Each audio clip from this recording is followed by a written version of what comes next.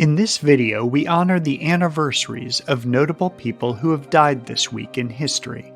As you'll see, this is a week full of goodbyes to some of the 20th century's most famous stars of stage and screen.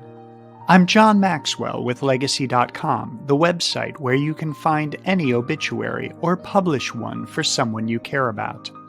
Actor Dudley Moore died 21 years ago this week from pneumonia after struggling for several years with a degenerative brain disorder.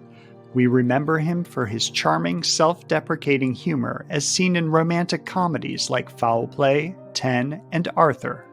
Moore was also an accomplished musician, composing the soundtracks to the movies Bedazzled, The Hound of the Baskervilles, 6 Weeks, and others. Actor and comedian Milton Berle also died 21 years ago this week of colon cancer. He was 93. Berle's career spanned the entire 20th century, beginning as a child model for Buster Brown's shoes and ending as one of the most successful entertainers of his era. As one of the first major television stars, he was known as Uncle Milty to an entire generation. In 1950, Berle made waves by booking black performers on his show despite protests from his sponsors. Younger fans may remember him from guest appearances on The Mod Squad, I Dream of Jeannie, and The Muppet Show, as well as movies like It's a Mad, Mad, Mad, Mad World.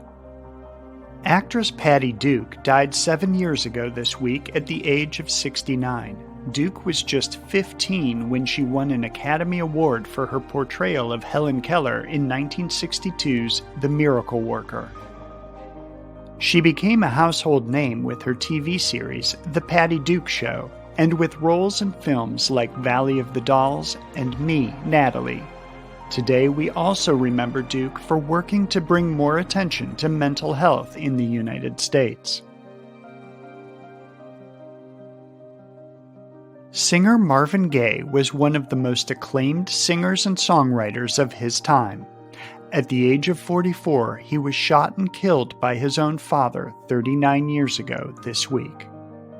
In the 1960s, songs like How Sweet It Is to Be Loved by You, I Heard It Through the Grapevine, Ain't No Mountain High Enough, and Ain't Nothing Like the Real Thing helped make him one of Motown's biggest crossover successes.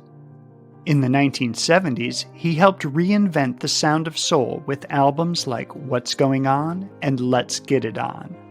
In honor of his work, Gaye is in the R&B, Songwriters, and Rock and Roll Halls of Fame.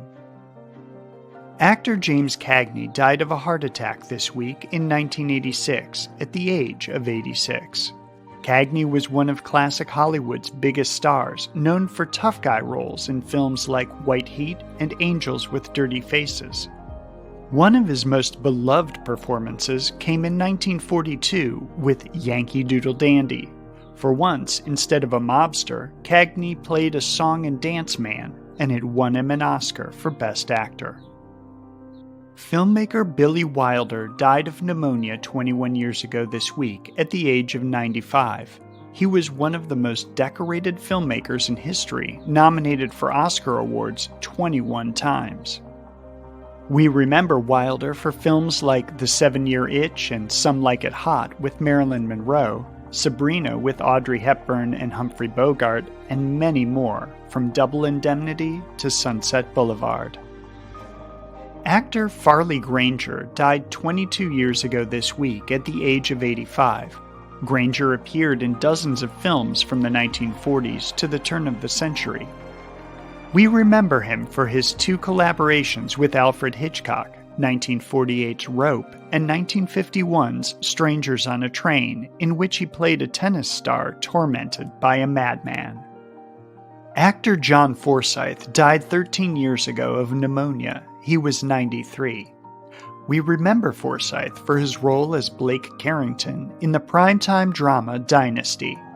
We also remember him for a role in which he never appeared on screen, the voice of Charlie in Charlie's Angels.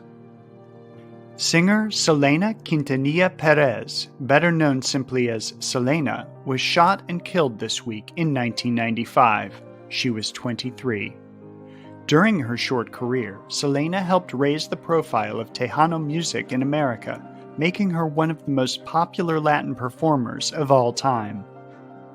The first human being in space, Yuri Gagarin, died in a plane crash this week in 1968. He was 34. A national hero in the Soviet Union, Gagarin also caused the United States to become more ambitious with its own space program. Just 8 years after Gagarin's mission, Neil Armstrong and Buzz Aldrin landed on the moon.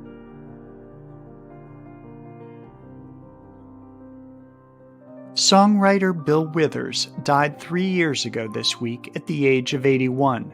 We remember Withers for unforgettable songs like Lean on Me, Just the Two of Us, and Ain't No Sunshine. Television producer Steven Bochco died 5 years ago this week from leukemia. Bochco may not be a household name, but the shows he created are.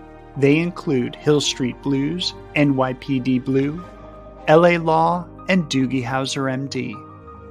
Musician Earl Scruggs died 11 years ago this week at the age of 88. Scruggs is remembered for pioneering the three-finger style of banjo picking that defines bluegrass music. Actor Brandon Lee, son of actor and martial artist Bruce Lee, died in an on-set accident 30 years ago this week during the filming of his breakthrough film, The Crow. He would have turned 58 this year. Maria von Trapp died of heart failure this week in 1987. She was the inspiration behind The Sound of Music. She led the Trapp family singers whose lives before and during World War II were adapted into a Broadway show and later the film starring Julie Andrews. Author Cynthia Lennon died of cancer 8 years ago this week. She was the author of A Twist of Lennon and John, both memoirs about her life as John Lennon's first wife. She was also the mother of musician, photographer, and filmmaker Julian Lennon. Every Friday, our channel publishes a news video paying tribute to the most recent celebrities and other public figures whose deaths have made headlines. You can read more about the lives of the people featured in this video on Legacy.com. At Legacy.com, any family can publish an obituary in honor of a loved one's memory, online and in local newspapers everywhere. Just visit Legacy.com and select your local community. You can also follow Legacy.com on Facebook and subscribe to our channel on YouTube to stay up to date on national news deaths.